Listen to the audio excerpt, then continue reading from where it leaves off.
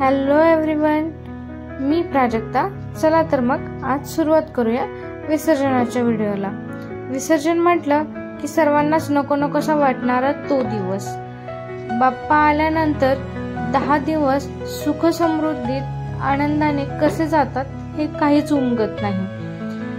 बाप्पा हा कोणाच्या घरी असतो तो 1.5 दिवसांसाठी राहतो, कोणाच्या घरी राहतो तो 3 दिवसांसाठी, कोणी त्याला 5 दिवसांसाठी श्रद्धेने पूजतं, कोणी 7 दिवसांसाठी ठेवतं. म्हणजेच त्याच्यानंतर मग 9 दिवसांचेही असतात बाप्पा आणि काही जणांच्या घरात असतात ते अनंत चतुर्दशी पर्यंत. आमच्या घरी बाप्पा अनंत चतुर्दशी पर्यंत विराजमान होतात.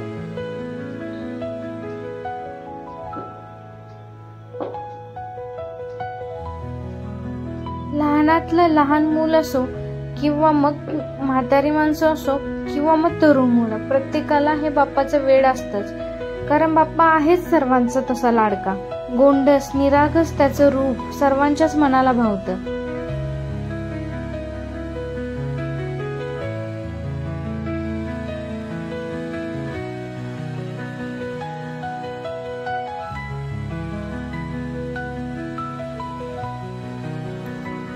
अशा आपल्या सर्वांच्या लाडक्या बाप्पाला निरोप देताना डोळ्यात अश्रू आल्याशिवाय राहत नाहीत. पण कितीही नाही म्हटले तरीही त्याचा निरोप घ्यावाच लागतो. आणि मग वेळ येते विसर्जनाची आणि त्याच्या शेवटच्या आरतीची. आम्हीही आमच्या छोट्याशा कुटुंबासोबत आणि सोसायटीतील आमच्या जवळच्या मित्रपरिवारासोबत त्याची शेवटची आरती केली.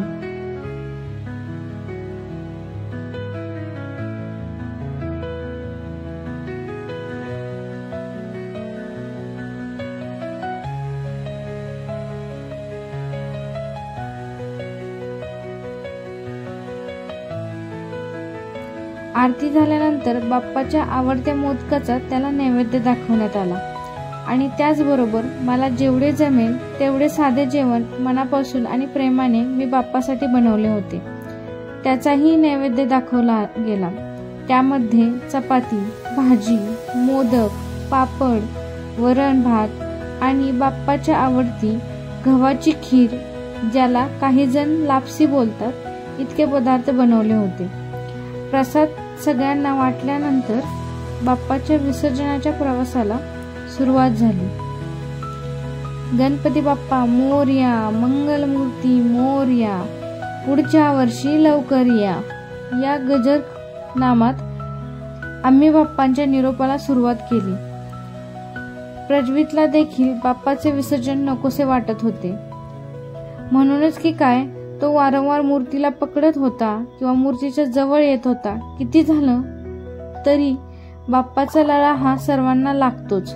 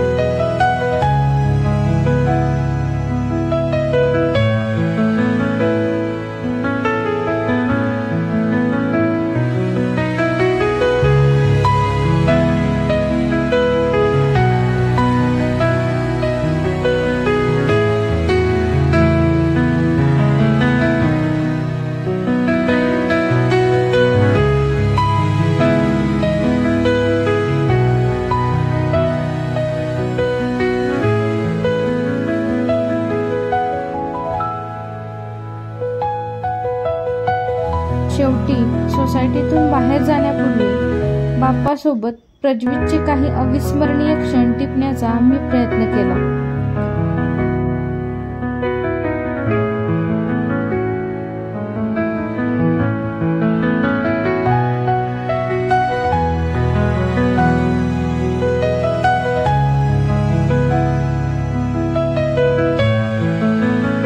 आमच्या सोसायटीपासून थोड्या दूर असणाऱ्या तळ्यावरती आम्ही विसर्जनासाठी गेलो.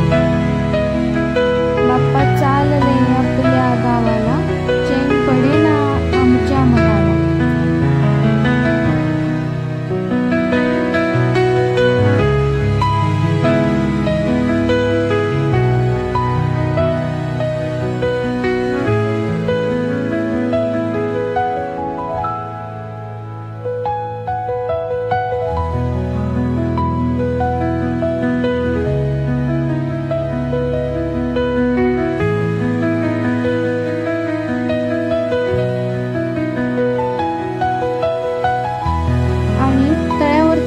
पोहोचल्यानंतर तिथे एकदा बाप्पांची आरती केली.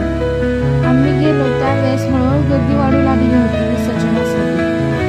आरती झाल्यानंतर खऱ्या अर्थाने वेळ आली होती आता बाप्पाला निरोप देण्याची.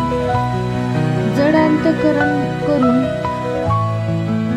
मन भरलेले असताना सुद्धा बाप्पाला निरोप द्यावा लागतो याचे वाईट वाटतच होते. 10 दिवस सोबत राहून तो जरी जात असला तरी तो मनामध्ये आपल्या श्रद्धेमध्ये नेहमी तसाच असतो आणि जेव्हा जेव्हा संकटात आपल्याला त्याची गरज पडते त्यावेळेस मदतीला तो न आवाज देता त्याला हाक न मारताही धावून येतो. एकच गोष्ट मनात येते, निरोप घेतो देवा आता आज्ञा असावी, चुकले आमचे काही तर क्षमा असावी. मनामध्ये प्रार्थना करून बाप्पा आमच्याकडून जर काही चूक झाली असेल तर मोठ्या मनाने माफ कर आणि पुढच्या वर्षी पुन्हा लवकर थाटामाटात ये असे बोलून बाप्पाचा निरोप घेताना पाहू लागलो. पृथ्वीच्या बाप्पांनी विसर्जनासाठी बाप्पाला घेऊन वाटचाल सुरू केली. मूर्ती पायाखाली येऊ नयेत याची काळजी घेत योग्य जागी जाऊन बाप्पाचे विसर्जन केले. शेवटी एवढेच म्हणे, क्षणभर वाटतं थांबून जा आणि अजून थोडे या घरामध्ये बाप्पा तू राहून जा. निरोप देताना मन पाणावलं बाप्पा आता तुझ्याशिवाय घर रिकामं झालं रे बाप्पा. गणराया तुझा आशीर्वाद असाच असू दे, पुढच्या वर्षी लवकर नक्की ये. गणपती बाप्पा मोरया, मंगलमूर्ती मोरया, पुढच्या वर्षी लवकर या. अशा प्रकारे आम्ही विसर्जन केले. गणपती विसर्जनाचा व्हिडिओ आम्ही लेट पोस्ट करत आहोत त्याबद्दल क्षमा असावी. घरी लहान बाळ असल्यामुळे वेळ मिळेल तसा आम्ही व्हिडिओज आणि शॉर्ट्स पोस्ट करतोय. तुमचे प्रेम असेच असू द्या आणि तुम्हाला आमचे व्हिडिओ शॉर्ट्स आवडत असतील तर लाईक, कमेंट, शेअर आणि सबस्क्राईब करायला विसरू नका. धन्यवाद. भेटूया लवकरच पुढच्या व्हिडिओमध्ये.